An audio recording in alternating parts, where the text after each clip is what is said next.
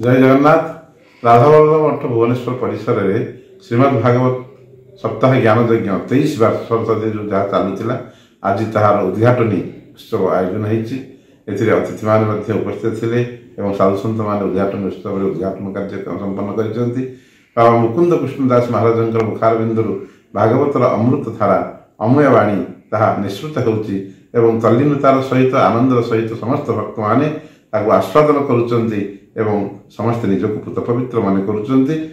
राज्य सभापति श्री जगन्नाथ धर्म संस्कृति सुरक्षा संगठन ओडिशा आज मत गोटे अनुभव नुआ आसला जे पुरीर श्री राधावल्लभ मठ जे कि प्रतिष्ठित मठ श्रीमंदिर सम्मुख मठ से आज भुवनेश्वर में एक कार्यक्रम कर23तम ये उत्सव जो थे कि भागवत सप्ताह कार्यक्रम गीता यज्ञ कार्यक्रम मुझे खुशी जे रामकृष्ण दास महाराज ब्रह्मानंद सरस्वती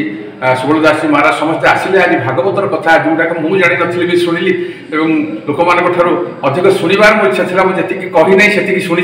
भुवनेश्वर भाई एक पीठ में निजे ठिया हवा मंच में बसवा ये सौभाग्य मत निहाती भाव में कर्मकर्ता खुशी महंत सुबल चरण दास गौर विहार आध्यात्मिक दातव्य ट्रस्ट सभापति भुवनेश्वरस्थ राधावल्लभ मठ महाराज निमंत्रण अनुसार आज सत्संग तरफ आयोजित भागवत सप्ताह उद्घाटन दिवस उपस्थित रही